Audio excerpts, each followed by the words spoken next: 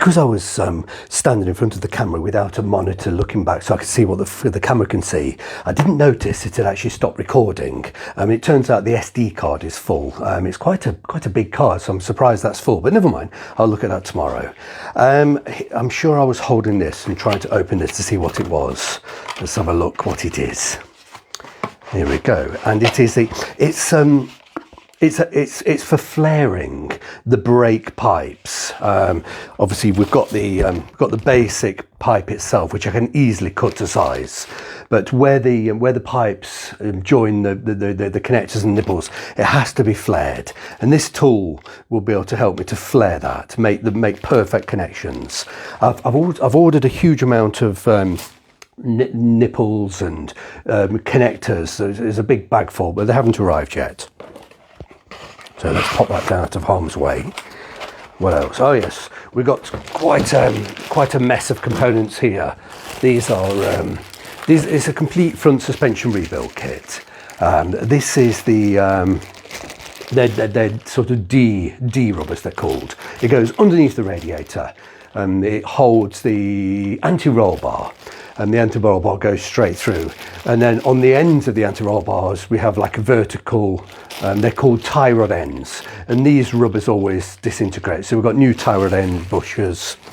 What's this? That's an upper ball joint. There's a lower ball joint. And they'll be the same again, upper and lower. A few new nuts. I think they'll be UNF. And they're not readily available that size, so I'm imagining obviously the nuts that are on the car, whatever they're for, actually, I'm not actually sure what they're for, but they will be on the front suspension. They'll be rusty, so I've got some brand new ones. These are upper and lower wishbone bushers. No, they're not. No, the uppers, which ones are fixed? I forget. No, yes they are. Yeah, they're the uppers. Upper and lower wishbone bushers. They'll have to be pressed out. I've got a 20-ton press. 20,000 kilos, that'll press those out with ease.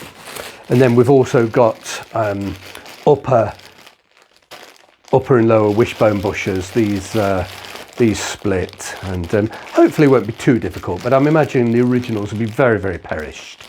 So when those bushers are pressed out, I'll paint the suspension components before pressing the new bushers in. Let's have a look. In his box, this has got 4 brand new coil springs. They're all identical in that box, I won't pull them all out. But these are for the rear suspension. We've already got the front ones here from the previous film. And through the centre of the coil spring goes the shock absorber. And I'm not sure which way around it goes, whether it's that way or that way. It'll be fairly easy when I look at the car.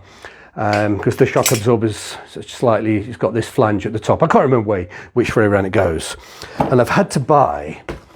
because we've got 4 springs, 2 on either side of the suspension. The wheel just sits very close right here. They don't stand vertically, they're standing like a V shape. So I've had to buy 4 spring compressors. I've got 2 boxes of 2. So one press goes on the side. And if I turn that press, it'll bend the spring like a banana. So I need it to stay straight. So you need... two spring presses per coil, and I've got 2 coils, so I have to sort of wind all 4 at the same time.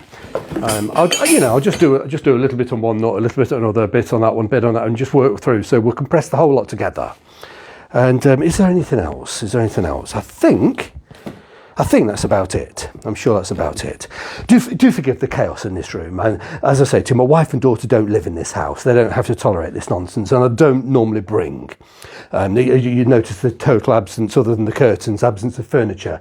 The furniture's in the family home, and this is I just store my shoes here, and it's lunacy really. And I don't normally put car components on the carpet. To be fair, they're absolutely brand new and most of them are still in the packaging, but I'll pack all this back up and take it away. I'll put this in the basement.